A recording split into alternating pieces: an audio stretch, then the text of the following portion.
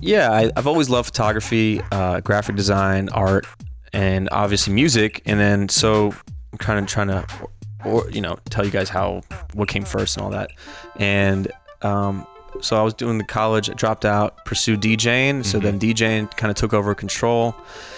And that's how I made a living since then. And that's what allowed me to, after X amount of years, to start drawing and have free time to get my thoughts, my ideas going. And then I eventually started Pretty Done, and that was like 2011. And so that's what allowed me to have that luxury of time and to grow that. And I've just been feeding that for years without anyone really even knowing about it.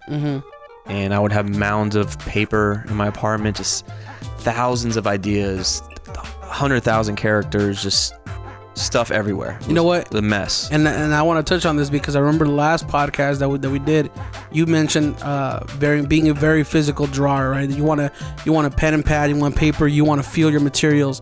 Do you feel that you definitely fall on one side of the spectrum when it comes to, like, for example, photography, digital versus analog, right? You either do dark room or you do like the digital image and you edit on the computer, versus drawing, you do only digital, or you only do physical versus drawing on an iPad or something like that. And it's not as easy. Do you fall on one side? Do you favor one side or the other for both, or is it? Well, I always say, like, go the hard route first, because if you're doing it for the long term and it's like something you really want to do for the rest of your life, because that's where you get the discipline, the foundation, and all the things that no one could take from you, and that is undeniable and unbreakable. Those type of things are like pen and paper drawings, like darkroom photography, doing things more analog, more old school, because anybody could do digital stuff. Like I think we spoke on the last podcast that was lost, but I avoided digital drawing forever, like a tablet or an iPad, because first of all, I started pen and paper and I wanted to get my lines right, my confidence, just everything down, because that's real drawing. And I always knew that drawing digitally or even shooting photography digitally is always going to come easier.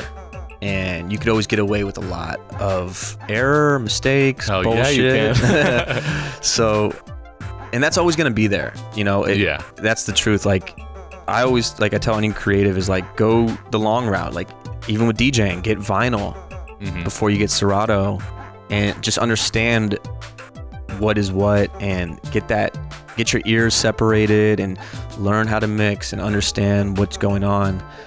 Even if you do start with Serato, cover the laptop. Like there's a shortcut on there where you could hide the waveform. Yeah. So doing that, those type of things are where you do yourself a disservice if you cheat yourself on those little things, because it's like working out and doing one less rep when you're like, oh, you could have just done one little more. Or it's like doing pull-ups when you have like this thing assisting you doing a pull-up, like the leg like thing. You can keep using it, you're still getting a pull-up done. I need that. It's not 100%. I would rather do one real pull-up than 10 assisted pull-ups. Yeah, that's what I'm trying to say. And that's the same thing. There's too many options for Command Z and the computer and exactly. And it just shows, same thing with fake followers on social media. You're cheating yourself. You don't even know where you are. Yeah. So all those little things in life, working out, social media, art, creative, health, friendships, all these type of things, it's all the same thing. It's like, why do yourself wrong when you could just pace yourself, go the long route and get your shit down, and then no one could take that from you, and then go digital, or then go, whatever route it is, like, just because that will give you so much foundation and base that, that's going to come so easy for you. Like I said, if you start on vinyl and then you go to Serato, you're like, oh my God. Yeah. Or drawing pen and paper or painting, and then you go to an iPad, you're like, oh, this is like ridiculous. No shortcuts. Yeah.